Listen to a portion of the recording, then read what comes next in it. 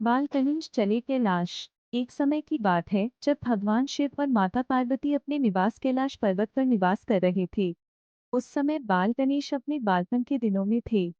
वे खेल खेल में मगन रहते थे और उनकी शरारतें पूरे कैलाश पर्वत पर प्रसिद्ध थी। हर कोई उनसे प्रेम करता था, लेकिन उनकी चंचलता कभी कभी बहुत बढ़ जाती थी।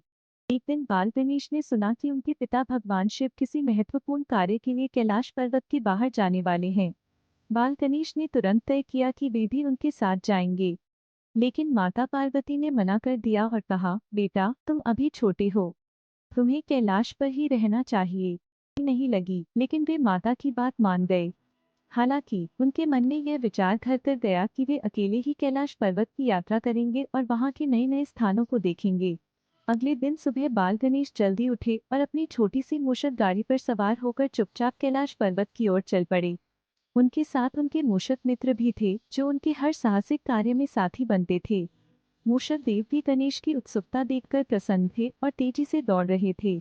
रास्ते में गणेश को कई अजीबोगरीब दृश्य देखने को मिले। हरे भरे जंगल, ऊंचे ऊंचे पहाड़ और बहती हुई नदियां, सब कुछ उनके लिए नया था। गणेश को इन सब चीजों में बहुत आनंद आ रहा था। वे कभी इधर भागते, कभी उधर। कैलाश के रास्ते में एक स्थान पर उन्हें एक बड़ा पत्थर मिला जो रास्ता रोके हुए था। बाल गणेश ने सोचा, यह तो मेरे लिए आसान है, और उन्होंने अपनी सूंड से पत्थर को उठाकर दूर फेंक दिया। उनके इस साहसिक कार्य पर मूषक देव ने खुशी से उछलकर उनकी तारीफ की। थोड़ा आगे जाने पर गणेश को एक विशालकाय राक्षस मिला जो उन पर धूल डालने लगा। बाल गणेश ने अपने चतुराई से उसे मार दी और अपनी सूंड से उसे दूर भगाया। उनकी हिम्मत देखकर प्रकृति भी उन्हें आशीर्वाद देने लगी। रास्ते में उन्हें सुंदर फूल और फलों के पेड़ मिले, जिनसे उन्होंने अपना पेट भरा। जब गणेश कैलाश पर्वत की चोटी पर पहुंचे तो वहां से उन्होंने चारों ओर का दृश्य देखा। उन्हें अपने माता पिता की याद आई और वे खुशी खुशी वापस लौटने का मन बना लिया। जब वे वापस घर पहुंचे तो माता पार्वती ने पूछा, बेटा तुम कहाँ चले गए थे? गणेश ने मुस्कुराते हुए अपनी पूरी यात्रा की कहानी सुनाई।